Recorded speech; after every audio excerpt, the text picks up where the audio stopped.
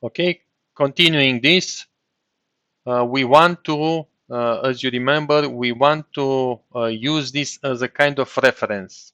We can create this plan without having this step, but this helps because it shows us really easy where the windows are, where the doors are, and we don't have dimensions everywhere, so that's why it helps.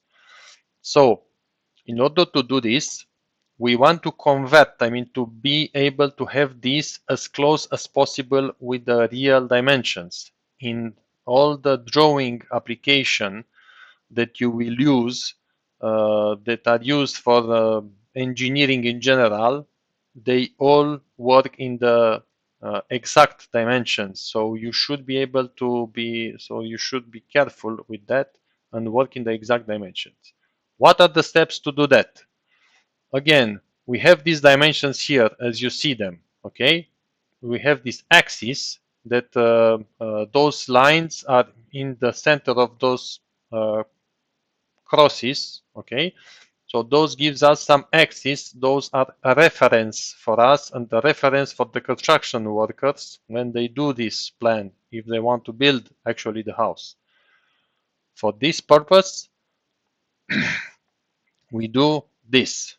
So first, we want to measure um, one of the dimensions and to see what is the actual measurement that we have on our plan. And we have this tool, the tape measure tool. You see it has a T, okay? If I click T, it will switch to the tape measure tool. What is important, all these tools have modifiers action. Modifiers means the shift and the control keys are modifiers. This is how they are called in general. So if I click shift now, you will see that some options are, some messages are appearing and disappearing. Shift, for example, for this doesn't have an action, but control, on the other hand, it does. You see, it modifies the picture, the plus and minus that are in near the tool disappear. So I want to measure now. And let's see, for example, I want to be as close as possible and to measure something. Okay, so let's start from something like here.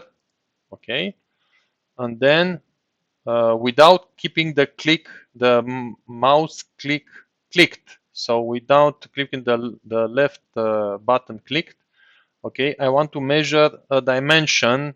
It's good to go a bigger one, so because the error then it's smaller when I go in when I do the drawing. So I have this. I want to drag this picture. I click Shift. See, now the modifier has its the line becomes thicker, but I don't care because I click Shift and then I middle click the mouse and then I can drag. So while I'm in any of those tools enabled, when I enable any of them, I can drag and move around my model. So I do it, I go like this, and let's see, for example, here, okay?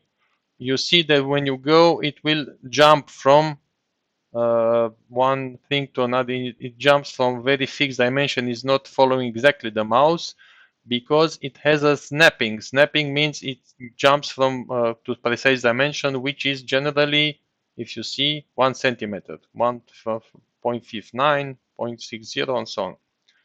So I go this, and I have for this dimension 5.57. Okay. What is interesting now and what I will recommend you to do is to write this. So 5.57 in my case. In your case, it will be a different dimension. So please measure it and don't take it uh, as it is mine. So what does it mean? I have from this dimension from here to here, I measure it to be 5.57. And in my drawing, this with the sum of all of this. So let's open a notepad, okay, because it's good to write them you will tend to once you work with them, you will tend to mess them up. I do. That's what I tell you. It's a personal advice. So 5.557. This is the measured dimension. In order to convert this 5% to the actual one, it's actually a multiplication, right? I have to multiply this by something in order to achieve to my dimension, which is what? 5.57 equals the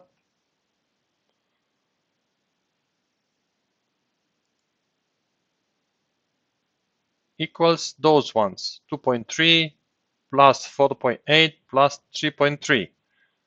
Again, use the calculator if it's easier for you.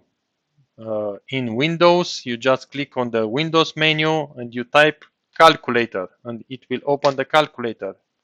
So we add 2.3 plus 4.8 plus 3.3, which is 10.4. Again, we go to Notepad and we add here it's 5.57 times something L.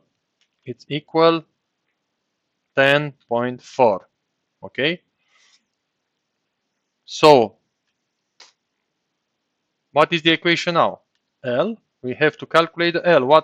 How do we multiply? What do we multiply it with? It's equal 10.4 divided by 5.57. Okay, which is equal with what? 10.4 divided by 5.57. It's 1.86. Okay. So we can round it up to 87. It's up to you. It's because we are close, and I will show you why it's not really that important to be that precise, but we have to be as close as possible. So 1.86. Let's round it up to 1.87. So I put here 1.87 just to remind it, just to have it. And what do we know next? We close the calculator and we are going back in our picture, and we go and take the selection tool. We select the picture because we want to work with it, and then we take this scaling tool. Okay. Once I click on the model with the scaling tool, okay, I enabled it. You see that it has all these pointers, all these elements that I can use and drag and extend the model. If I drag it from this, it will grow it proportionally on all dimensions. If I type it for this, it will go it only on one dimension. So I will expand it only on one dimension. What I want to do is to do it proportionally because I have this ratio that I want to use, and the action is this. I click on one corner, I release the mouse, I just clicked once, okay, left click, and then you see if I start moving it, it follows my mouse. And now, if you see in the right corner, so you don't click nothing, yes? If you see here, there is a scaling factor. So I want this factor to be the one that I have calculated, which is 1.87. So I just write, I don't click in that field because this will generate an error and you will have to start over. So 1.87. 1.87. When you write, it will write it there automatically. When I click enter, I have changed it to the dimensions I want. And now, in order to check it a little bit, I just check one dimension. So, for example, when I go to this, I have 2.31 and I have 2.3 in my model. Okay, so I'm very close to the actual thing. So this is how you adjust the picture that you download it and you don't have any reference, just a picture to the actual dimensions.